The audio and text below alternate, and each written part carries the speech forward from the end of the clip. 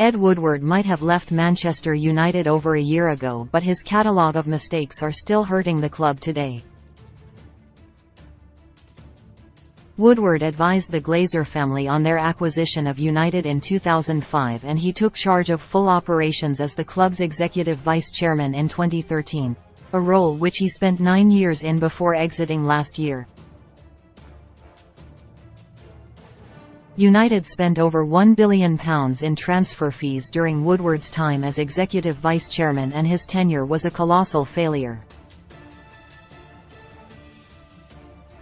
The club was subject to a steep decline on the pitch, and only 3 trophies, FA Cup, League Cup and Europa League, were won.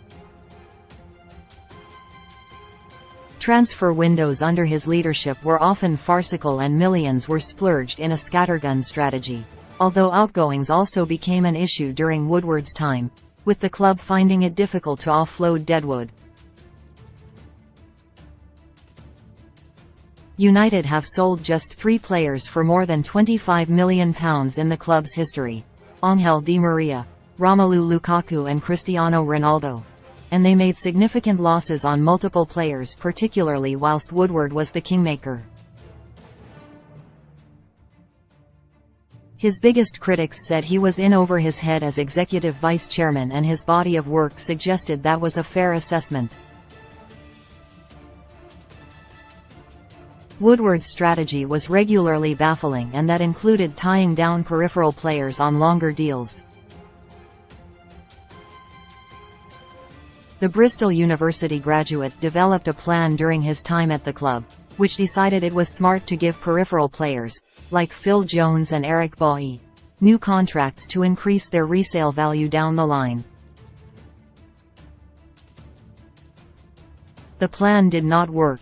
Woodward's strategy only created a problem of players who wanted to overstay their welcome at Old Trafford, the consequences of which are still being felt approaching the summer of 2022. The 4-year contract that Jones was given in 2019 was nonsensical, considering United had the option of a 1-year extension, but at least the centre-back is now on his way out, unlike some who should also be following him through the door. In the current squad, Eric Bailly and Alex Telles are obvious members of the dressing room to be considered deadwood. Bailly was somehow given a contract extension in 2021, and Telles was given a 4-year deal when he signed 3 years ago. Ten Hag has deemed the pair surplus to requirements, and they have spent the season on loan with Marseille and Sevilla respectively. They're both still actually under contract at United, and their deals are set to expire in the summer of 2024. Ideally, Bailly and Telles would be sold in the coming months, but few clubs will be able to match the wages they're currently receiving, which means they could head out on loan again and run down their deals instead. If permanent offers are made for either, they are bound to be accepted, although United might be fortunate to raise £10 million between the pair. Bailly was signed for £30 million. Telles was signed for £13 million, and a loss on any sale is guaranteed. For the sake of Erik ten Hag's rebuild, United must be smarter with their contract renewals to prevent history from repeating itself. There are players in the current squad like Donny van de Beek that under Woodward might have received a new deal. Van de Beek's deal expires in 2025, and his time at the club so far has been a disaster.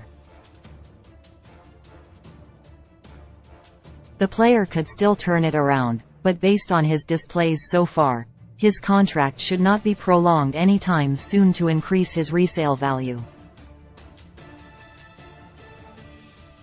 The Woodward years have proved such extensions for peripheral players are counterproductive and damaging.